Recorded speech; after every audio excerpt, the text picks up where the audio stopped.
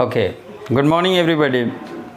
Today I am here to express and define one of the most interesting part of English language, and that is narration. That is narration. So first of all, what is narration? So narration is the art of narrating anything, any event, any action. Okay, narration क्या होता है? किसी भी चीज़ को जो हम बताते हैं अपने तरीक़े से, तो वो दो तरीके से हो सकता है। किसी भी चीज़ को बताने का तरीक़ा दो हो सकता है। कैसे दो हो सकता है? एक तो डायरेक्टली जो स्पीकर ने जो कहा है उसके शब्दों को बिना बदलाव किए हुए आप कहते हो, तो that is direct speech, and the other one is indirect speech. Indirect speech क्या होता है? इनडायरेक्ट स्पीच वो होता है जहाँ पे हम स्पीकर के द्वारा कहे गए शब्दों में बदलाव करते हैं, जो ज़रूरी बात है वो कहते हैं, उसे कहते हैं indirect speech. So you see here what is direct speech. Direct speech is the act of narrating or reporting the words of the speaker without making any changes to it, बिना कोई बदलाव किए हुए। यहाँ देखो स्पीकर कौन है? He says to me, he says to me क्या कहा? आई प्ले हॉकी, मैं हॉकी खेलता हूँ, डैट इज़ इट। उसने कहा, उसके एग्जैक्ट वर्ड को मैं कोट में लाया हूँ, देखो quotation mark is there. And here you see what is indirect speech. Indirect speech is the act of reporting the words of the speaker making necessary changes to it. Here you see making necessary changes to it, बदलाव करके। देखो यहाँ पे same आप क्या किए हो? He tells me, says to changes into tells, दोनों को जोड़ने के लिए डैट, और I changes into he, play changes into plays hockey. ये तो आप देख रहे हो कि ये मैं बदल के बोला हूँ, पर क्यों बदला, कैसे बदला, वो मैं बाद में आपको बताता हूँ। I am just going to that point. But ये आपको बताना है कि जब डायरेक्ट स्पीच और इनडायरेक्ट ये होता है कि डायरेक्ट स्पीच स्पीकर ने जो कहा we utter exactly the same words, that is direct speech. And indirect speech is that speech where we make necessary changes wherever और वेन एवर रिक्वायर्ड। ओके, अब देखिए डायरेक्ट स्पीच जो है,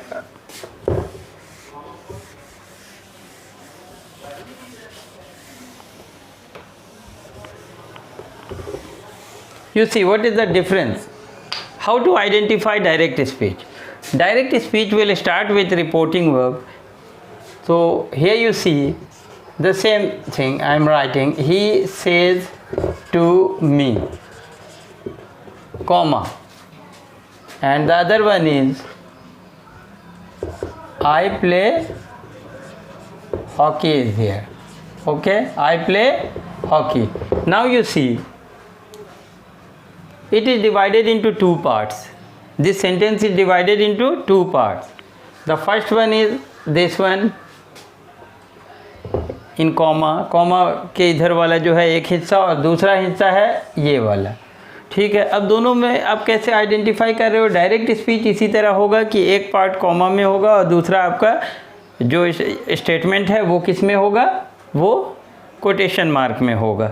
ये आपको डायरेक्ट स्पीच का पहचान है। तो ये दो जो हिस्सा है इसका तो नाम भी होगा। तो yes, it has got name. What is it's name? Reporting verb, and this one is reported speech. Reporting verb. What is reporting verb? Reporting verb is the verb that is used before the statement. Statement ये है और उससे पहले। तो ये क्या होता है? ये आप समझ लो बहुत सिंपली कि रिपोर्टिंग वर्ब वो होता है जो पूछता है who to whom और who. It may ask the question who और it may ask the question who to whom. Who to whom. ये क्वेश्चन ऐसे भी रह सकता था ही सेज ओनली, ये क्वेश्चन ऐसे भी हो सकता था ही सेज ओनली, है ना। लेकिन ही सेज टू मी, तो हु इज़ स्पीकिंग, तो ही सेज वो कहता है। और दूसरा भी देखो हु टू हुम, इसका भी जवाब ये दे रहा है he says to whom, to me. I play hockey, ये दूसरा हिस्सा वो मुझसे कहता है। तो यू विल डेफिनेटली आस्क क्या कहता है? तो it replies the answer what, what. देखो तो ही सेज टू मी, वो मुझसे कहता है। तो अगला पूछा क्या, तो आई प्ले हॉकी, मैं हॉकी खेलता हूँ। तो हु टू हुम का ये जवाब देता है और रिपोर्टेड स्पीच जवाब देता है व्हाट। और आप देखो डायरेक्ट स्पीच में ये सब जो चेंजेस आएगी, क्यों आएगी, I will tell you. But अभी आप देखो कि ये दो हिस्से में था, reporting verb and reported speech. Okay, इसको और भी आप दो हिस्से में बता सकते हो कि रिपोर्टिंग वर्ब कहो इसे, या आप इसे कह सकते हो क्या,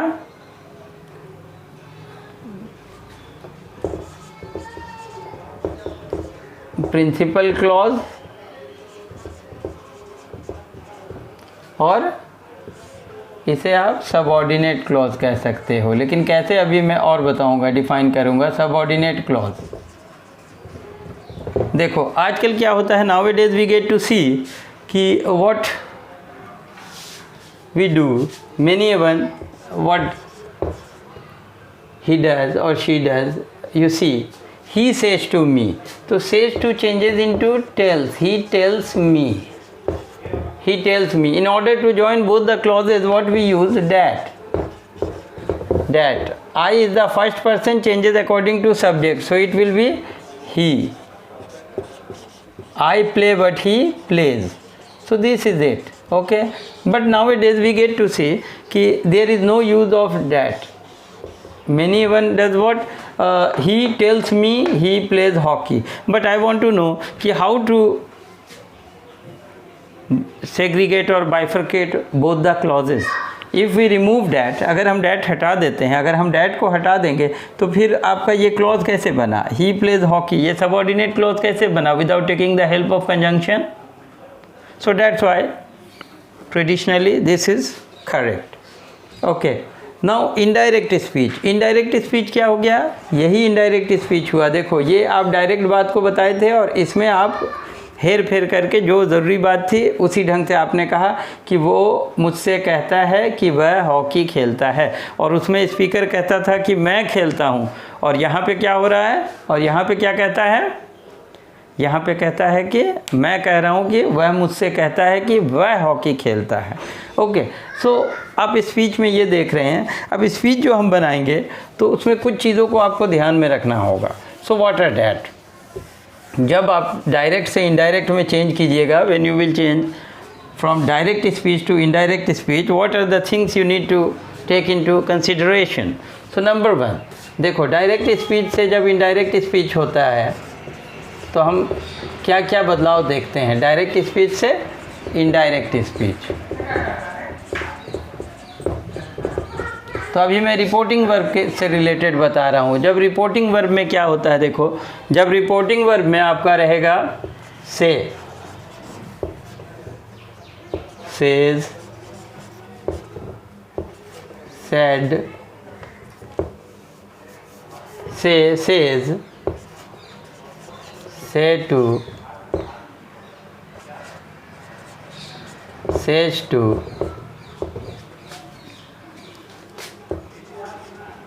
will say, will say to,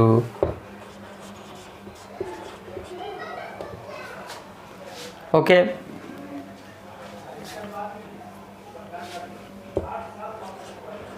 saying,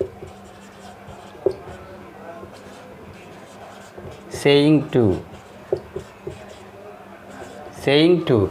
Now you see these are the thing, direct speech and indirect speech, how to change. So when in direct speech, when you get in the reporting verb, जब reporting verb में से रहेगा तो आप indirect speech में भी से के जगह पे से ही लगाइएगा। जब सेज रहेगा ओनली तो भी आप सेज लगाइएगा, लेकिन जब से के साथ टू है तो आप क्या कीजिएगा, टेल, और यहीं सेज के साथ टू है तो TELL टेल, लेकिन यहाँ पे एस है तो आपने लगाना है tells, say, says, tell, tales.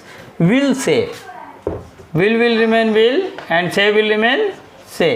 Then will say to, जब से टू आ जाता है तो it is replaced by tell. Saying means किसी से, saying, saying will remain saying,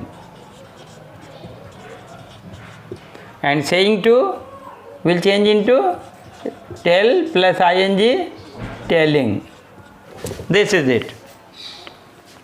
अब देखिए डायरेक्ट स्पीच से इनडायरेक्ट स्पीच बदलने के लिए आपने क्या देखा कि से वैसा ही रहेगा। और देखिए यहाँ पे मैं सेड वगैरह नहीं कर रहा हूँ, वो मैं कल आपको बताऊँगा, इसीलिए कि जैसे आप कंफ्यूज ना हो। तो यहाँ पे देखो ये आप क्या पा रहे हो कि ये चारों जो है ये प्रेजेंट टेंस में है, ये दोनों भी प्रेजेंट टेंस में है, ये सब क्या है, ये प्रेजेंट टेंस में है, प्रेजेंट टेंस में, ये भी प्रेजेंट टेंस में है। और विल और शैल अगर होता है तो this are the symbol of what, future tenses. ठीक है, अब मैं सिर्फ एक पॉइंट आपको और बताना चाहता हूँ कि ये देख लो आप सही से कि say will remain say, says will remain says, say to will change into tell, says to, जहाँ टू लगा रहता है वहाँ पे यहाँ पे टी का काम आ जा रहा है। देखो टू लगा वो, ये देखो ये टेलिंग बन गया, विल से टू, ये भी देखो टेल बन गया। ओके, तभी चेंज होगा। ओके, अब देखो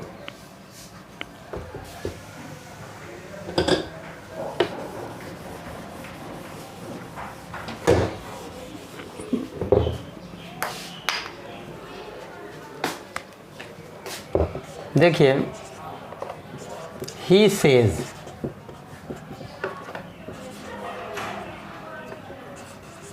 आई एम इल। तो क्या कहा था कि से विल रिमेन से and says will remain says.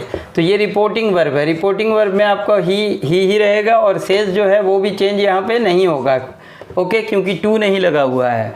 Then he says, अब दोनों को जोड़ने के लिए हमें क्या लगाना है, this is a simple sentence, so we have to use that in order to join both the clauses.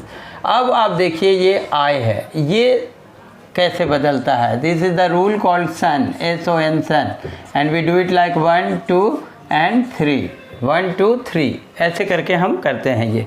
तो ही सेज डैट, अब देखो तो वन के ऊपर क्या है, एस का मतलब होता है सब्जेक्ट, एस का मतलब है सब्जेक्ट। तो सब्जेक्ट कौन हुआ, ये सब्जेक्ट देखना, ये जो रिपोर्टेड स्पीच है इसका सब्जेक्ट क्या हुआ, first person changes according to subject. तो I is the first person changes according to subject means he.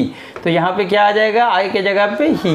तो देखो आई के साथ एम है, तो क्या ही एम हम यूज कर सकते हैं, no, along with when am is used with I, so we know that is used with he, तो ही इज इल, ये हुआ। दूसरा देखो,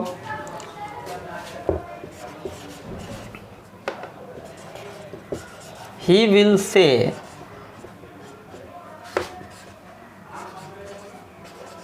he is going to Delhi, he will say, तो he will remain he, will remain will, and से के साथ to नहीं है तो ये क्या रह जाएगा, he will say will remain say। In order to join both the clauses we use that. अब ही कौन सा पर्सन है, third person, third person no change, third person no change, that he is going to Delhi, third person no change. तो आप ये देख रहे हो ये प्रेजेंट में है, ये फ्यूचर में है ना। तो देखो ये दोनों के टेंस में बदलाव नहीं आया। यूजुअली क्या होता है कि एम का पास्ट क्या हो जाएगा, यहाँ पे ही के साथ इज है तो वो वॉज में चेंज हो जाएगा, यहाँ भी is will change into was. लेकिन यहाँ पे मैं दोनों सेंटेंसेस में मैं चेंज नहीं किया। क्यों नहीं किया, क्योंकि इसका रीज़न है, द रीज़न इज डैट, ये पहला रूल होता है, रूल वन देखो, we can not change the tense of the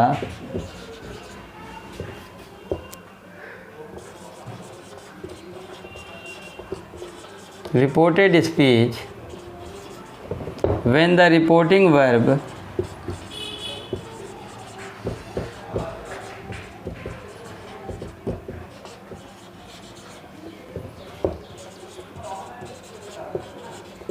remains in